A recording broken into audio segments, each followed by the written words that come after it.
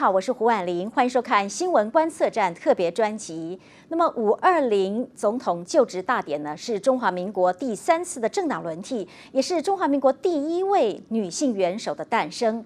这一次呢，总共有6个友邦的国家元首来参访，其中有一位很特别，他已经16次到过台湾来了，而且呢，3次的政党轮替时机，新任总统上任的时候，他都前来，那就是来自非洲的史瓦济兰王国国王恩史瓦帝3世。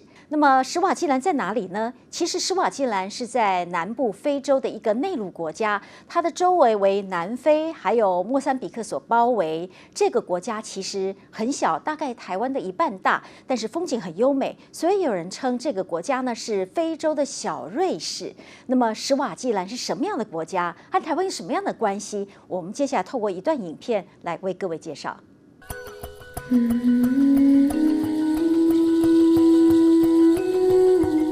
说到非洲大陆，多数人脑海里总会浮现出大片沙漠的景象。您或许不知道，非洲大陆上有个小瑞士，它就是台湾的邦交国史瓦济兰王国。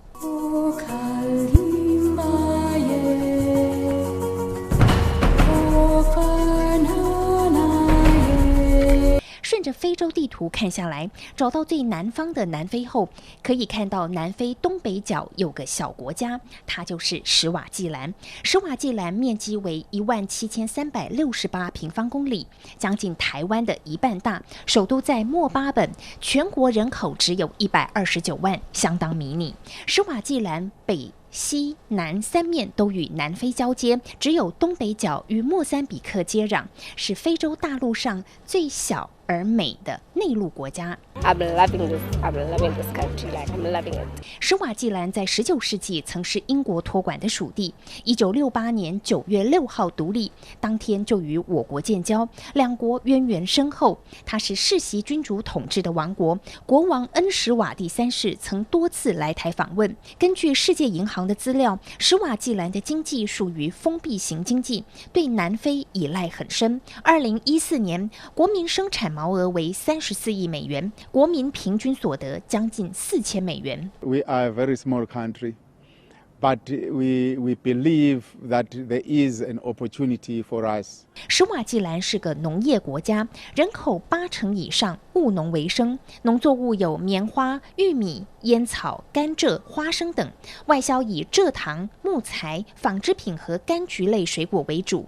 近年来，王国努力提升农业水准，出口高品质精致蔬菜给邻近国家。史瓦济兰和台湾相似，都属亚热带气候，境内有山丘、草原，也有雨林，景观丰富。 So peaceful and it seems to be untouched.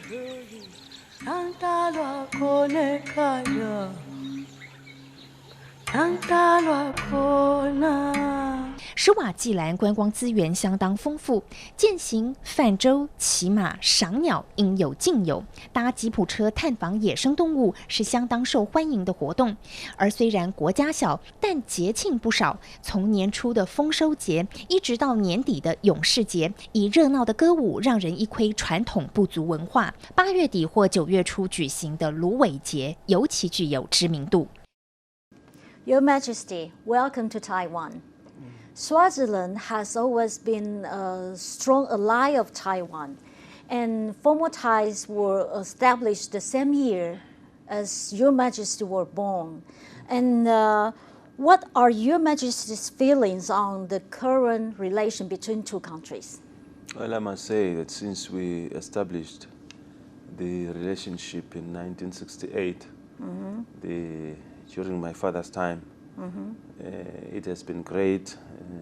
Obviously, the relationship is growing stronger and stronger. The more we get to know each other better, the better the relationship is growing. Since I was crowned as king from 1986, I've been coming to Taiwan from 1989.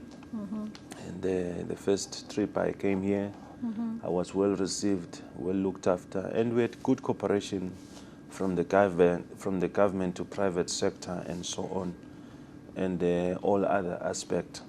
I must say that I'm impressed with the relationship between our two countries. Also, I've been impressed to see the development here in Taiwan, one of the very developed countries. So each time I come here, I see something new, something different, which is always giving us an inspiration that what we can gain from the experience of Taiwan, which we can also take it back to the Kingdom of Eswatini. We also want to reach the level of development which Taiwan has reached up until this time. For Taiwanese keen on investing in Swaziland, what areas do you recommend as most suitable? We are engaged in different kind of aspect: manufacturing, tourism, agro-industries, small, medium enterprises, mining. We also look at innovation parks and other industries, because science parks, different infrastructure development and all these things. So there's a quite range of industries that one can obviously accept to bring to the kingdom. The Kingdom of Eswatini is like Taiwan. They have all these industries, which these industries are contributing to society, to the socio-economy, improving the living standards of the people of this country, and so on. So we want to get the same things that you are also doing here, so that even our own economy can also be much better. Does your government offer any investment incentives? Sure. And if so, what are they?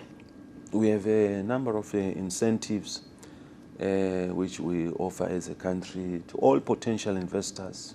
So whenever you come to the kingdom for investment, there is the investment authority, which will package everything for the industry, so that the person who's coming, or the investor who's coming to invest, don't have to move around everywhere. This investment promotion authority gather all the information for that investor, put it together, and the only investor is just to do their own part, is to do whatever they are wanting to do. With like 5-year tax holiday, which we also provide.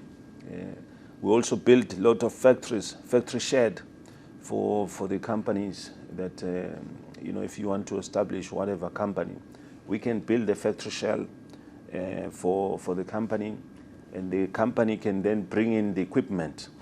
So that is the whatever equipment to produce whatever they want. They can just tell us the size of the shell, how much space they want. We can do all sorts of things like that. But of course, we are also a flexible country, that whatever the investor may be looking for, we always await to hear what we can do, how we can support, as long as we can make the investor to make his mind to say, okay, I want to invest, or here she wants to invest, something like that. We are flexible. But your country is facing the problem. Since last year, the United States canceled the tariff incentives for Swaziland last year.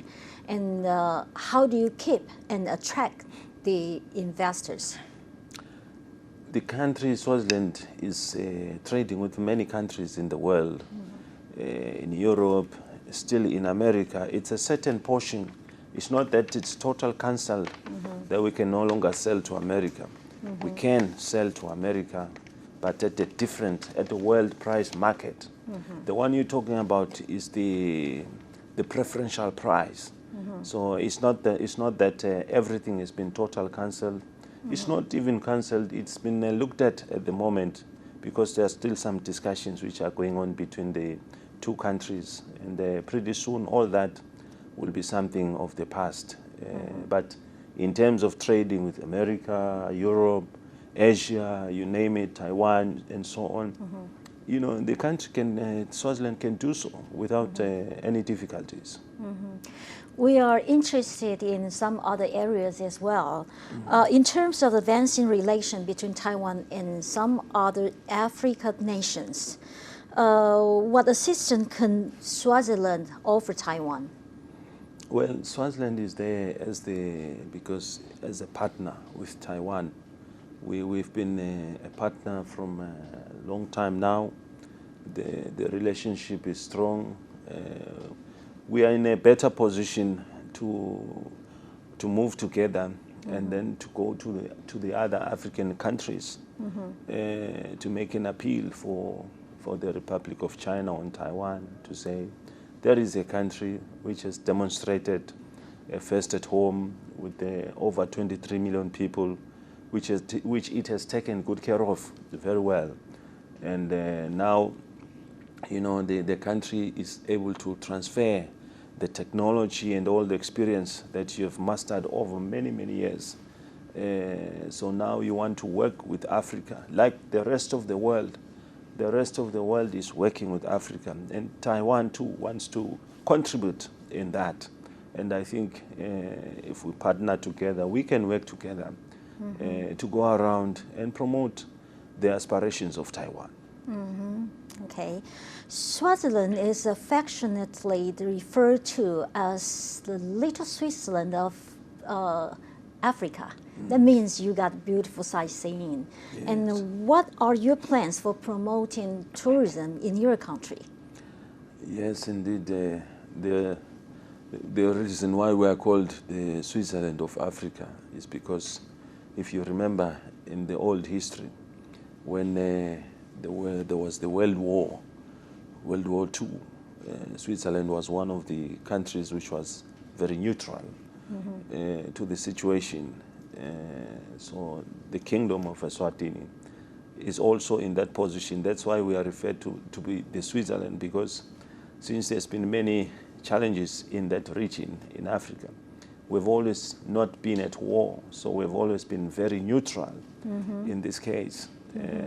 That means that in terms of stability, peace, we've now been having this for a long, long time, which, you know, any person, if he goes to any country, the first thing they're looking for peace.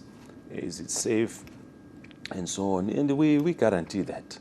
The country guarantees stability, guarantees continuity, that even if when you invest in the country, there will be no change of policy like overnight. That I put my investment, then later on I come back, things have changed. What is going on? We are not that kind of system. We're a system that once you put your commitment there, your commitment is always well kept and is well safe and so on. And even for tourists who come in, these days we are improving a lot of tourism sector. We just launched a new airport. This new airport, we've had airports in the past, but this one is an international airport, which it means that it can now take all airlines in whichever sphere it may be. So now we are speaking to many different airlines. Even here in Taiwan, we spoke to some airlines. Today I visited some China airline, for instance, to invite them to come to the kingdom so that they can come there, make use of the kingdom as a destination and so on. And other airlines, because there are a number of them here. There's EVA Airlines and so on. So we invite them to come to the kingdom. The reason why we invite them, we know that they'll bring in tourists because our aim is to get tourists. We are putting a lot of infrastructure in tourism, new hotels, new sites, new interesting sites for tourists to see. We want to make sure we've got a very strong culture. The country is where when you want to really see the real Africa, that's where you can go to Swaziland and experience the African, what we call the Swazi African experience, which will then show you that how Africa is like and so on. You'll get the feel of how the African people alike and so on. So for a tourist, especially a tourist coming from here in Asia, which has never experienced an African lifestyle, if you come to the kingdom, that's where you'll find very interesting lifestyle of Africa. Okay, I understand. Okay, the problem of HIV/AIDS has been a global focus for quite some time. And what measures has your country taken in dealing with this problem? You know, HIV is a global problem, as you mentioned, and every country is making every effort to make sure that we eliminate this problem. Obviously, there are a lot of things we've put in place. We are treating those who are suffering with the disease, and we are also giving support to those who have been affected, you know, one way or the other by the situation. But the emphasis today is prevention, that there should be no more new prevention. And we've made a declaration that by 2022, our whole dream is that there should be no more new infections, and by then we should have at least going in the direction of that we are eliminating HIV/AIDS totally in our lifestyle. So we are hopeful that by 2022, this is one of the declarations which I also made when I was making the statement in Parliament this year. Taiwan has sent medical teams to your country for over a decade and has generated many touching stories. What assistance do you think our medical team can continue to offer? There's a lot of wide range, you know, because each year or each time you come across to different situations, like in many different regions. The weather patterns causes some different diseases and so on. So one has to always be alert in terms of what situation you come across to. So that's why that every now and again we need a different specialist on different items so they can come and deal with some of the situations which are affecting. There are of course the usual ones like which are normal, but there are also new cases which come. But the Taiwan is sending a team. There's a team of doctors and nurses which are there, stationed there in the kingdom. But of course the room for expansion is always there, because as you deal with situations, there's always something new which comes up. It's like life, is full of challenges. You can never say I've totally finished all the problems.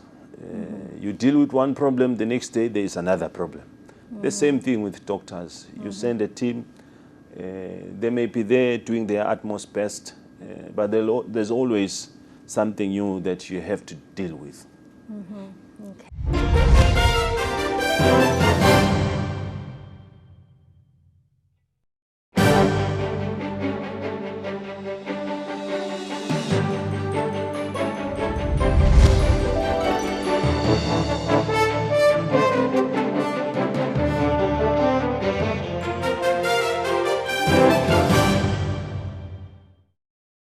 48岁的史瓦济兰国王恩史瓦帝三世，1968年4月19号出生，是传说中拥有125个妻妾的前任国王索布查二世排行第67的儿子。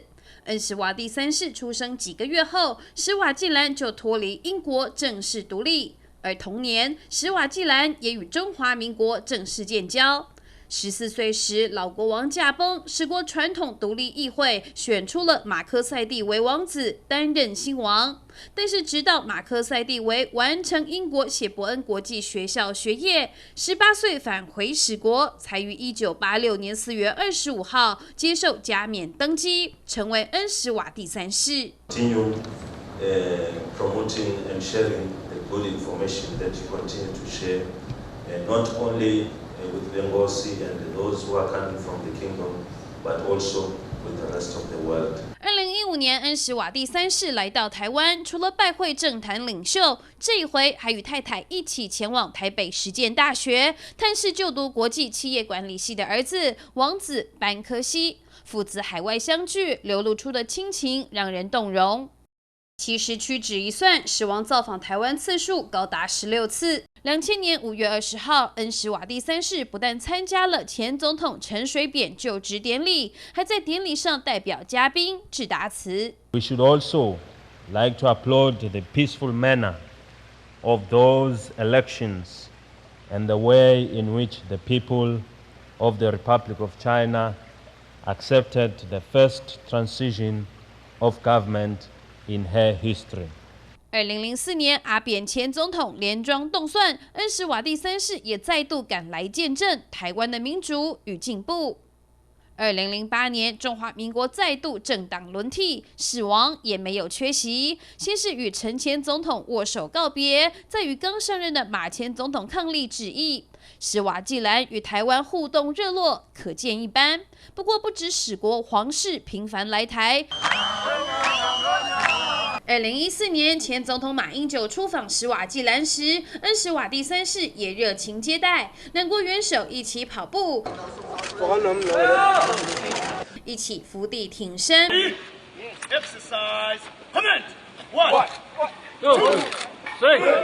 一起仰卧起坐，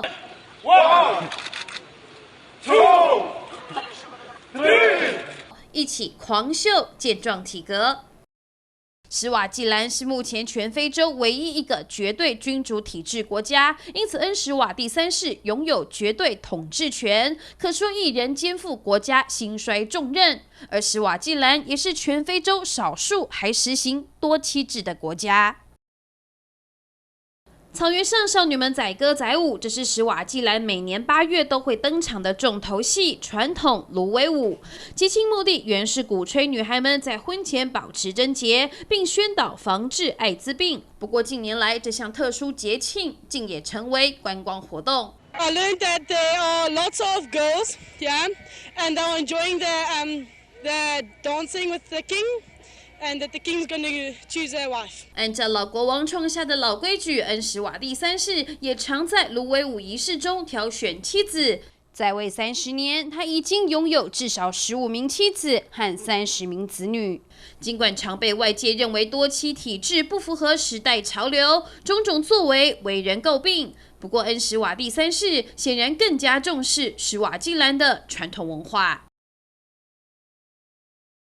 Your Majesty, this is your 16 times to travel to Taiwan, Yes. and also your 3rd time to attend the inauguration of President of Taiwan. Yes. And what are your thoughts on the inauguration of Taiwan's first female president?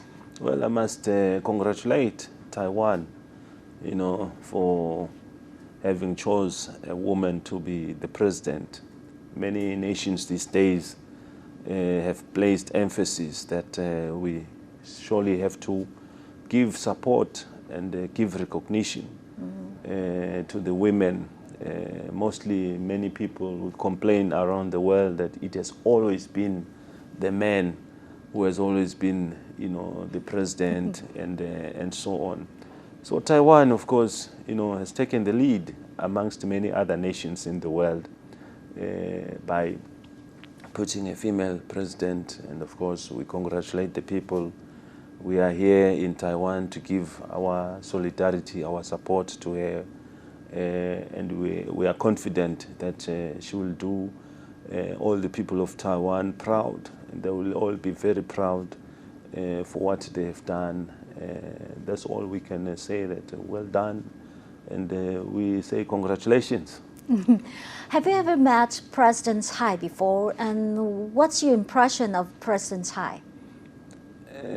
I'm still going to meet her, so we will I will have the opportunity to meet her, but hearing from a lot of people who have already met her, they speak very highly of her. She's a very intelligent lady, very committed, very dedicated, which is good.